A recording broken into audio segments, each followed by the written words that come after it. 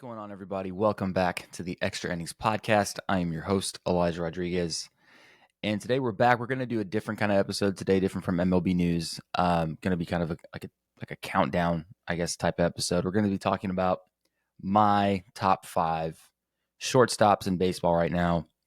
So I went through. I looked at a couple different lists. I looked at flipping bats. I looked at MLB. Looked at Fox Sports. I went through a bunch and then kind of check stats, and then came up with my own. Some might disagree. I mean, I think I kind of when I created my list after looking at stats, after kind of digging a little bit. I think that maybe mine is a little weird. People may there's definitely some agreements in some spots, but some people might think doesn't make sense. Now, without further ado, we'll get right into it. It'll be a short episode today. So number 5, I have let's see. I have Ellie De La Cruz at number 5. Some people had him at like 2. Some people had him at 3. Ellie De La Cruz is still very early in his career. I think he's a little bit of a wild card at times. He seems more. I haven't seen him do much crazy defensively. Obviously, he's still good. I mean, he's playing the field well, not crazy bad or anything like that. I just think that he still has a lot more to prove before we start putting him on that 2, 3, 1 even at some point in his career list. He's a good ball player. He's a great player. He hits the ball hard. We've talked about that. Batting, he's still 245, has a lot of strikeouts. So I think there's still more for him to prove at the plate. I think that we need to see more great plays. There's a lot, obviously, as we're going to go through this list, there's some guys who are defensive powerhouses, who are offensive powerhouses. So I still think he just has a little bit more to prove. In all honesty, I think he's got a little bit more to show us. Right now he's a 238 career batting average. Obviously, to put him any higher at that, he's only had 2 real seasons now, halfway through his second. I mean, strikeouts. He had 144 strikeouts last year. He's already at 73 strikeouts this year in almost 200 at bats. So he's striking out quite a bit. I think we just need to see more from him at the plate. Obviously, no question that his base running, his stolen bases are going to be out of this world. Hits a lot of home runs. He's already at 9, had 13 last year. So like I said, he's still a solid ball player. He's still very, very, very early in his career.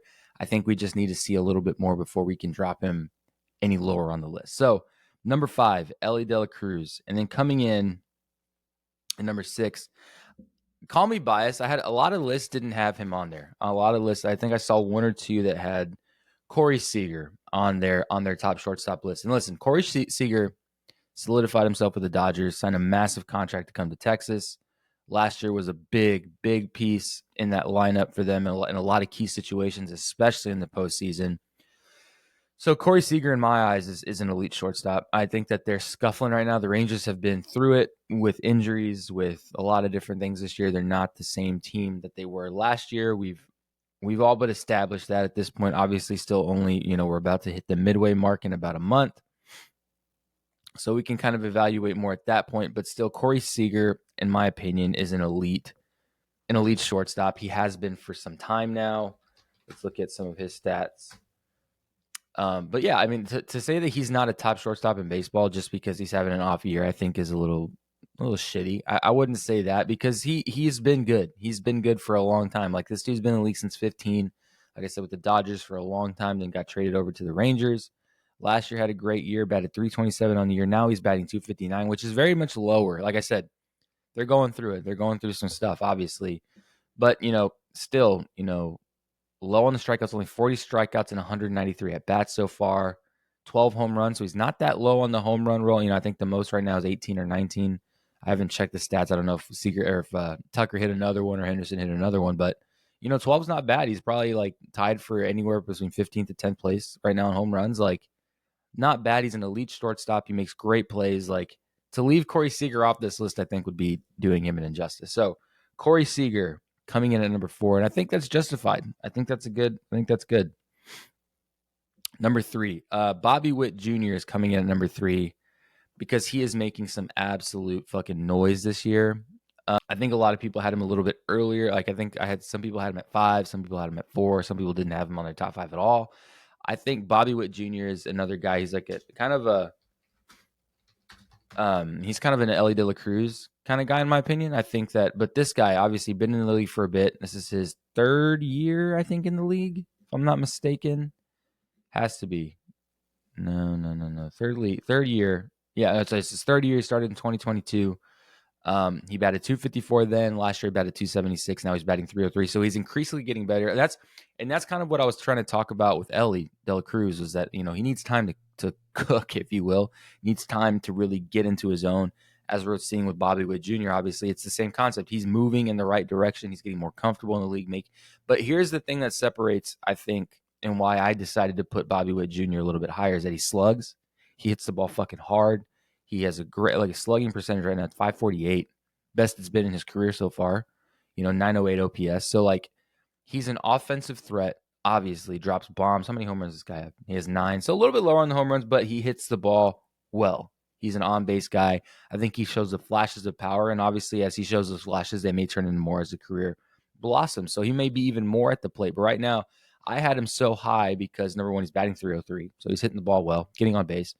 And his defense is fucking stellar, dude. I've seen Bobby Witt Jr. make some plays that make my jaw drop. I'm just like, holy shit, that's a fucking shortstop. And that's why he's number 3. I think that he's a defensive tool, and I think that he is an offensive powerhouse, and he's only going to get better as he goes on. But yeah, I mean, you can go on YouTube, you can go on Instagram, wherever, and find Bobby Witt Jr. making some fucking insane plays as a shortstop. I don't quite know anyone right now that's playing it better. Obviously, he's number 3, so there's 2 other guys that we're going to talk about. But again, Bobby Witt Jr., he reminds me a lot of Gunnar Henderson, and we're going to talk about Gunnar Henderson, obviously, because he's next on the list. If you're probably wondering, where the fuck is Gunnar Henderson? Obviously, we're going to get to him. But these guys, I think Gunnar Henderson and Bobby Witt Jr. are very comparable, very close playing styles. But obviously, there's going to be some things we get into, right, that are going to differentiate the two. But again, a solid 3, a great shortstop, a guy who's still very young in his career and has a lot to prove, a lot to show us. Bobby Witt Jr. is a solid 3 pick right there. Now, I think at number 2, people had Trey Turner at number 2. I think that's prior to injury, because obviously Trey Turner hasn't played in almost a month. He should be coming back soon. And Trey Turner is one of my favorite players. I love watching Trey Turner. Another defensive spectacle, another guy who can hit for power when he needs it, but another on-base guy for sure. Sad that we haven't seen him in a while. People kind of forget about him, but the thing is that Philly had a great replacement. So Phillies haven't really skipped a beat in that aspect. But number 2, and we're gonna I have 3 honorable mentions. So don't freak out if you don't hear Trey Turner or some other guys' names. Number 2 is for sure Gunnar Henderson, and I think that a lot of people had him at 3 and 4. I don't quite remember where other people had him. I think he's the second best shortstop in baseball right now, hands down. The Orioles are obviously making a run for it. They're going to be making a run for it. They're a solid ball club, a really young ball club that's showing a lot of talent, a lot of skill, and Gunnar Henderson is at the forefront of that club. Obviously tied for home runs right now with Kyle Tucker. Hold on, let me pull up these stats so I can show you guys. But definitely, when I saw him play, like I said, I think I've talked about this because, like I said, I've only gotten to go. I haven't got to go to any games this year. Life's been a little bit crazy. Planning to go to some in June, July when life kind of slows down a little bit. But saw him play twice last year, and he is fucking electric at the plate. He's electric at shortstop. Dude's a monster. So far this year, batting 259, a little bit lower on the average, but the thing that overpowers, he's got 17. So Kyle Tucker's still in the lead with 18. But, another guy broke into the league in 2022, had a short season, obviously got pulled up halfway through. Last year was his first full year, 150 games played. That's a lot of fucking games. Right now he's got 53 so far. He batted 259 in 2022, then 255, then 259. So, the thing with him is that he does, where are his strikeouts? He does strike out a lot in 158 games. Last year, he struck out 159 times. That's pretty high, but, not too shabby. 28 home runs. So he hits for power. Now, that's no question. This year, he's already got 20. He's got 17. He hit 28 last year. So he's 10 off from what he did for the entire year. So what makes it, and this is what I said earlier, comparing Bobby Witt Jr. to Gunnar Henderson, they're very similar. I think that the reason that I had, it's a trade-off. It's a trade-off. I think that, I don't know, and I've said this before, Gunnar Henderson and his power aspect, if that's a true tell of his power. I've seen a lot of people that doubt it. They're like, I don't know if he's going to keep that kind of power. He doesn't seem to be that kind of player. He hasn't been that kind of player in his past. His prospect profiles didn't show that. So this is new for a lot of people. This 17 home run deal was not something that anyone expected this year, but it's definitely a plus. It's definitely a plus. But the thing that separates, I think, the Bobby Witt Jr. and the Gunnar Henderson, and people are going to say, well, wouldn't you want the on base? Wouldn't you want the hits over the home runs and the less batting average? And to be 100% honest, guys, home runs bring in runs. Like, that's the thing. Bobby Witt Jr. and the Royals are a great team this year. They're strong. Got some great pitching with Brady Singer, Seth Lugo. They still got Salvador Perez. They got, Bobby Witt Jr. They got some great pieces, but I think the Orioles are still a stronger team. So I'm trying to encompass the whole aspect. I think the Orioles are a stronger team. He hits more home runs. He's not far off in batting average, maybe about 61% off. I think that's how that is. No, that can't be right. About 50 or 51% off. Whatever. I can't do math. It's early. So in comparison, I still think that Gunnar Henderson is a better player. Another defensive spectacle, makes crazy plays. So yeah, number two, I'm good with Gunnar Henderson over Bobby Witt Jr. for that reason specifically, is the power aspect. So, just a little thought on that. So now, God, my allergies down here in Texas, man. I swear, if you're in Texas, man, the allergies. We had some crazy storms last night. Whatever the hell, we went from, yesterday was, I went for my run. And it was 99, felt like 104. Absolute hell on earth. And then right now it's freaking like 69 degrees. We dropped like literally almost 40 degrees, and the high is like maybe 90 today. So my allergies and everything are just totally screwed. I mean, I can barely eat. My throat's all jacked up. But anyway, I digress. My top, so we have the number one shortstop coming up, but I wanted to talk about three honorable mentions. I'm just going to name them and give quick. I'm not going to go in deep like I did on these guys. So one is obviously Trey Turner. I talked about him earlier. A lot of people had him preseason as the number two. At a lot of places I saw had him at the number two shortstop. I can't rank him. He's missed a whole month of ball. Still one of my favorite shortstops in the game, one of my favorite players of the game. He has that majestic slide. He hits for power when he needs it. He's a clutch player. So Trey Turner is definitely a runner-up, and I'm excited to see what happens when he comes back, which we should be weeks away from seeing Trey Turner back on the field. So interesting. Another kind of runner-up, I guess, would be I was stuck between adding. I'm just not the big. Bo Bichette is good. He's still another one of those young guys, about third or fourth year in. Still thinks he needs some time to show us some stuff. He's a guy that I think will hit for more power in his career than a lot of these other guys if he can get into that groove.